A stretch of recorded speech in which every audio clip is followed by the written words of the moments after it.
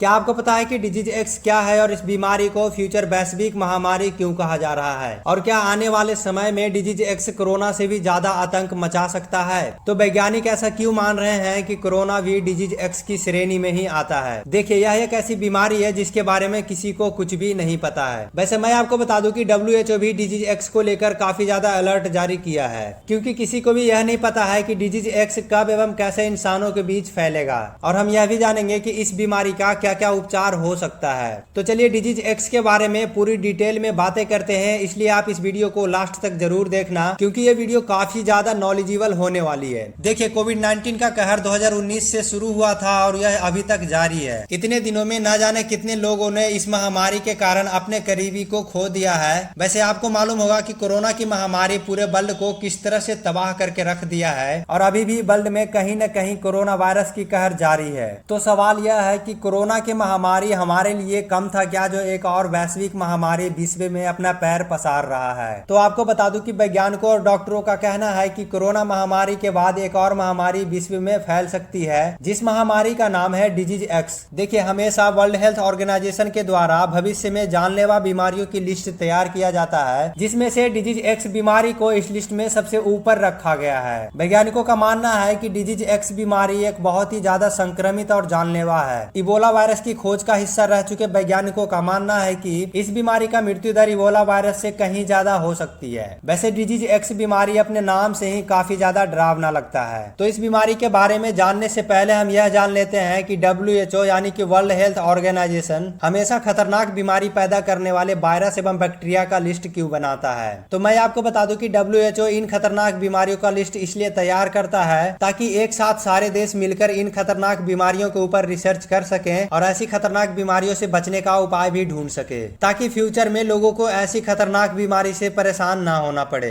आपको पता होगा कि जिस तरह से हर 100 सालों में एक बड़ी महामारी आकर दुनिया को तितर बितर कर देती है और उसी से बचने के लिए WHO हमेशा खतरनाक बीमारियों को शॉर्ट लिस्ट करता है। आपको याद दिला दूं कि अभी से 1 सदी पहले भी स्पेनिश फ्लू नाम की बीमारी फैली थी, जिसमें कि करोड़ों लोगों की जाने गई थी। आपको बता दूं कि जब कोविड-19 का दूसरा लहर आया ही था, तभी से वैज्ञानिकों के बीच डिजीज एक्स बीमारी की बातें होने लगी थी। वर्ष 2021 में वैज्ञानिकों ने मान लिया था कि यह फ्यूचर बीमारी इबोला वायरस से भी ज्यादा जानलेवा हो सकती है। आपको बता दूं कि आमतौर पर पश्चिमी अफ्रीका में इस बीमारी से ग्रसित लगभग 80% मरीजों की जान जा चुकी है। देखिए, इबोला वायरस की खोज में अहम हिस्सा निभा चुके वैज्ञानिक जिन जैक्यू ने भी डिजीज एक्स को लेकर आगाह किया है और इन्होंने यह भी कहा है कि यह एक ऐसी बीमारी है जिसके बारे में कोई कुछ भी नहीं जानता है कि यह किससे होगा, किस देश में शुरुआत होगी और कैसे इसकी खात्मा होगा। वैसे आपको मालूम होना चाहिए कि WHO ने कोविड से पहले ही डिजीज एक्स की बात कही थी। जेनेवा में आने वाली महामारियों पर काम की ब्लूप्रिंट तैयार करते हुए ऐसे रोगों पर चर्चा हुआ था जिनका और छोर भी फिलहाल किसी वैज्ञानिकों को पता नहीं है। डिजीज एक्स के चर्चा के जस्ट 2 साल बाद कोविड-19 की महामारी आ गई और उसी समय वैज्ञानिकों ने यह भी माना था कि कोरोना की बीमारी डिजीज एक्स की श्रेणी में ही आता है, जिसका मुकाबला करना बहुत ही ज्यादा मुश्किल है। वैसे कोरोना महामारी के जस्ट बाद ही कई देशों ने अपना वैक्सीन भी तैयार कर लिया था, जिसके कारण इस महामारी की रफ्तार और तीव्रता बहुत कम हो गया। आपको बता दूं कि डिजीज एक्स की शुरुआती को लेकर कई तरह के बातें सामने आ रही है, जैसे कि हो सकता है कि डिजीज एक्स बीमारी की शुरुआती इंसानों से ना होकर पशु पक्षियों से हो। आपको बता दूं कि ऐसे बहुत सारे कई सबूत हैं कि जितनी भी बड़ी बड़ी बीमारियां या महामारी फैली है, वो सबके सब बीमारी पशु पक्षी के द्वारा इंसानों तक फैला है। जैसे कि कोरोना की बीमारी चमगादड़ से फैली है, सार्स और मर्स की भी बीमारी जानवरों से ही स्प्रेड हुई है। यहाँ तक कि एड्स जैसी लाइलाज बीमारी भी संक्रमित चिंपांजी से इंसानों तक फैला है। येलो फीवर डिजीज भी साल 1901 में पशुओं से इंसानों के बीच फैला था। इसके बाद भी रेबीज बीमारी जैसे लगभग 200 बीमारियां हैं जो कि संक्रमित पशु पक्षियों से इंसानों तक फैलता है। और मैं आपको बता दूं कि ऐसी ऐसी खतरनाक बीमारियां तब तक फैलती रहेगी जब तक हम पशु पक्षियों को नुकसान पहुंचाते रहेंगे। इसलिए हमें कभी भी पशु पक्षी या बेजुबान जानवरों को नुकसान नहीं पहुंचाना चाहिए, क्योंकि दर्द सबको बराबर होता है। हमारे दर्द का इलाज तो कभी हम या हमारे फैमिली मेंबर करवा लेते हैं, लेकिन पशु पक्षियों की दर्द का क्या, उनका तो कोई इलाज भी नहीं करवाता है। तो कभी आपने सोचा है कि ये बेजुबान जानवर हमेशा कितना दर्द लेकर घूमते रहते हैं। आपको बता दूं कि फिलहाल 25 से ज्यादा वायरस और बैक्टीरिया को लेकर रिसर्च एंड डेवलपमेंट शुरू किया गया है। देखिए, हम थोड़ा सा यह भी जान लेते हैं कि वायरस से होने वाली बीमारियां भले ही थोड़ा ज्यादा खतरनाक हो, लेकिन बैक्टीरियल बीमारी भी कम जानलेवा नहीं होता है। पूरी दुनिया में जितना लोग हर साल वायरस से मरते हैं, उससे कहीं ज्यादा लोग बैक्टीरिया के कारण मरते हैं। और इसका मेन कारण यह है कि किसी पर बैक्टीरियल अटैक के बाद उसे ठीक करने के लिए जो एंटीबायोटिक मिलती है वो धीरे धीरे बैक्टीरिया पर कम असर करने लगता है, और एक समय ऐसा भी आता है कि एंटीबायोटिक की स्पेसिफिक डोज से बैक्टीरिया पर कोई असर नहीं होता है, क्योंकि यह बैक्टीरिया धीरे धीरे एंटीमाइक्रोबियल रेसिस्टेंस हो जाता है। तो दोस्तों, अगर यह वीडियो आपको अच्छी लगी हो तो इसे लाइक करके अपने दोस्तों के साथ शेयर कर दो, और ऐसे ही अमेजिंग नॉलेज के लिए हमारे चैनल को भी सब्सक्राइब कर लीजिएगा।